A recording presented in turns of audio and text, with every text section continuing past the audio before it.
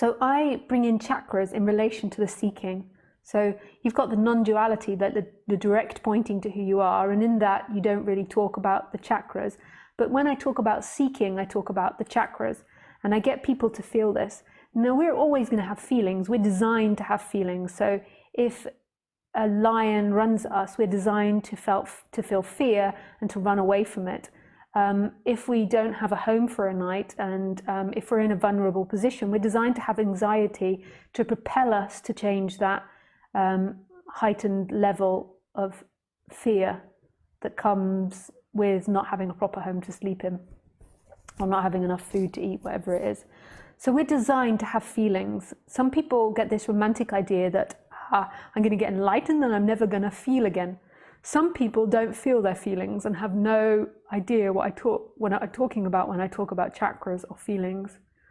So we're all designed to have feelings, and I believe, and a lot of other people believe too, that these feelings occur in particular chakra places. So let me give you an example.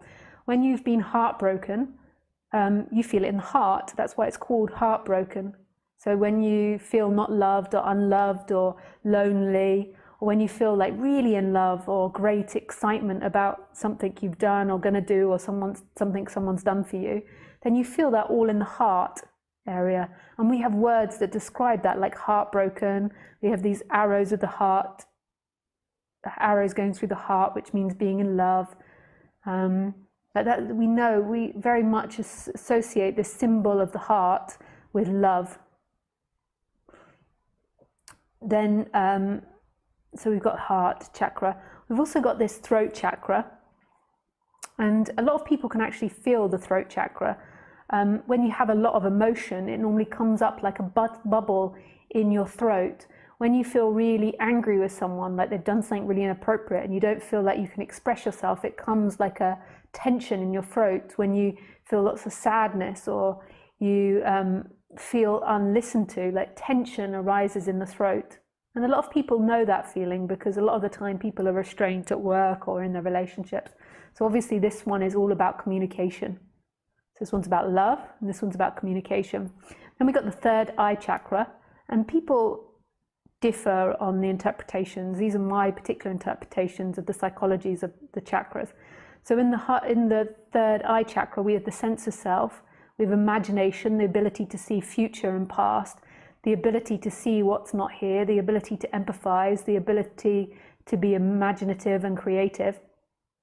And it's also obsessive thinking, constantly thinking about yourself, this sort of hard energy of just being in contact with this very rational area.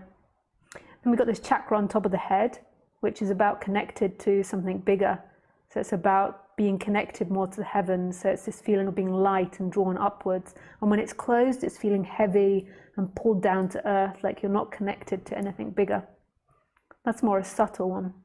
And then as we go down in the body, so those are the top chakras, and they're all connected more with the air and the heavens. And then we've got the downward ones, which are more connected with being human and earth.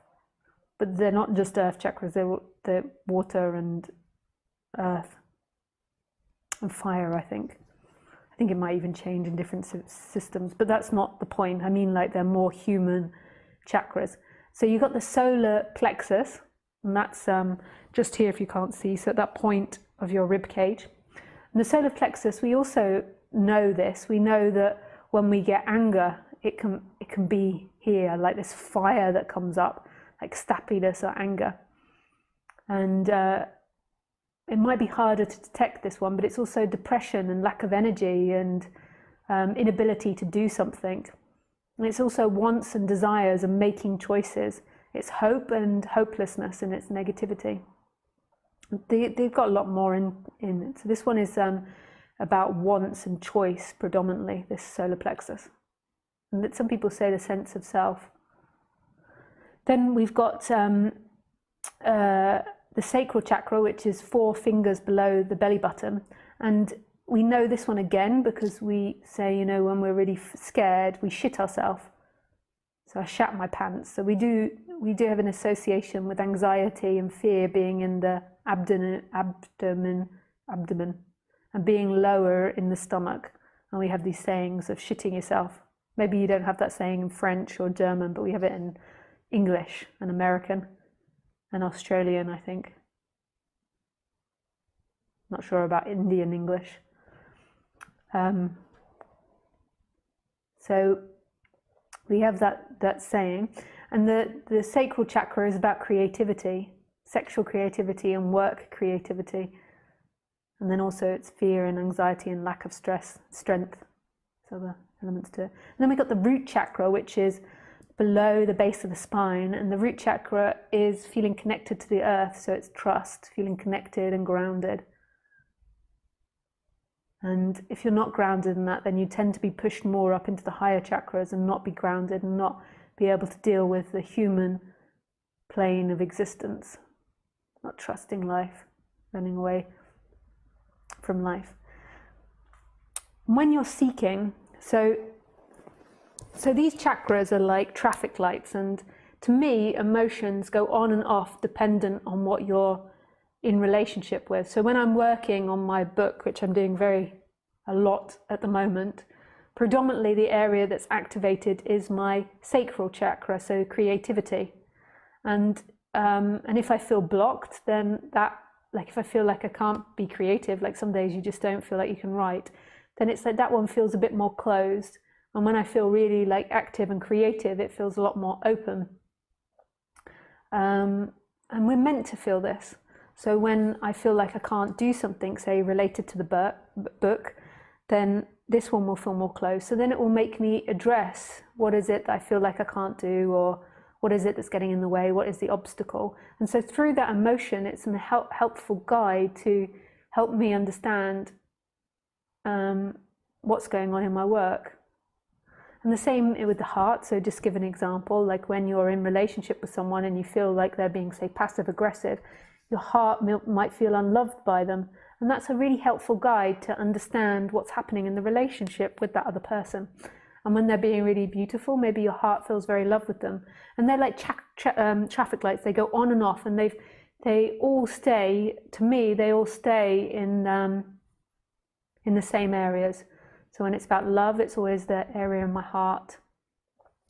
Now, if you're seeking, so if you're identified with being the body-mind, what happens is normally you're unconscious of what you feel. So you're totally unconscious of the chakra areas, and then you're seeking to complete the chakra areas without consciousness. So say with the heart, you might be seeking to find love from another person, and you might believe that in finding love from that other person, you'll complete yourself and you'll be whole. So if you get somebody to give you attention, maybe it's like some famous movie star or somebody at work, and if they actually looked at you and recognized you as a human being and loved you back, you would be valid. And often we're not conscious that that's happening. And that's not the same as them being like traffic lights, like I was just explaining. This is like a long sought out desire that comes from not feeling complete. And it's a belief that you will be complete if that person gives you attention and fulfills you. And that's not the same as being present with someone and someone being rude to you, or having an argument with your partner in the moment and it being in pain. This is a different energy which is unconscious, and it's affecting all your actions. So when you're around them, maybe you become very needy, or you suck their energy and you're constantly showing off to them, but you might not recognize that. So you're like showing off, and then if anyone says that you're showing off, no, I'm not, how dare you, I was just having fun, can't you have fun anymore in the office? You can imagine how it goes. And that can be from all, if you don't feel heard, and then you're seeking, you believe, it's not conscious, but you feel if you're heard, if someone hears you, that you'll arrive home, you'll finally get to the place that you need to get to. And it's not conscious, but it's a long placed out thought and energy, and it's like a seeking for the future. So you're constantly trying to grab it in the future and complete it in the future, and it's something that hums in the background all the time. And what it does is it makes all of the chakras in a way feel solid, because it gives you an identity that you're this person that does this or has this particular mission, and it sort of in a way makes you feel drawn to your body. It makes you feel heavy, like you're always putting and investing in trying to be something in order to be loved by this life, in order to be complete by this life, in order to not be afraid of this life. And it's a lie, it's an absolute lie that you're constantly living out day in and day out, and you're actually disbalancing your emotions. You're going in and you're constantly fixated about this person that you fancy giving you attention, and you're in this like emotional roller coaster, rather than being grounded in who you are, knowing who you are, and being connected to that love source of who you are, and then just responding. And if you can fancy someone and responding and enjoying flirting with them, but knowing that having that person won't actually complete you, that just the act of flirting with them is a pleasure in itself and enough in itself. And if something manifests, then that's really beautiful, but it's from a completely different energy. And I think it's important understanding the chakras, not because I think there is a you that's going to wake up, but because I think it helps settle down the body. And I think it settles down the seeking energy. And the seeking energy is what makes people really crazy and really uncomfortable and sick and ill and mentally disturbed. And that calms it down. And in doing that, then I think, in a way, there's more possibility of hearing non-duality, not because somebody does, but because somebody's not in the way so much. It's like this you, when you're totally identified and unconscious of your identity, it's so tight and it's so heavy. And as it begins to relax, there is something else experiencing here that's totally free. I do also accept and agree that you can be totally heavily identified, and then there can be this spontaneous awakening, and you can be really screwed up in the body and in the chakras, and there can be this awakening. But normally my experience is that then you get caught back up in your stories and you go back into the dream. But not all the time. Sometimes it's just like, and it's over, everything's been seen. But normally this happens simultaneously with waking up, a relaxation of the person. And this is why I talk about the chakras. And I still am learning about my chakras and learning about my body and learning about my karma. But I don't think, there always could be seeking. It's impossible to really tell, I think. Like when there's really strong seeking, then it's easy to tell, but maybe it's harder to tell. Like I'm open to whatever might be happening here, but it doesn't feel like there is this really strong belief that, or energy, that anything is better than what's happening. Like this is what's happening. This is what's happening. And what else is there? Like even if like my book that I'm working on really hard at the moment, that's what's happening. Like I envision it being completed as an exercise for positivity and inspiration, but it's not actually about completing it, it's about working on it now. What a lot of you people in that camera might be doing is waiting for liberation, like seeking for liberation. And that's most probably the heart and the solar plexus. It's like this heart area of waiting for God to open the arms to you and finally let you back in.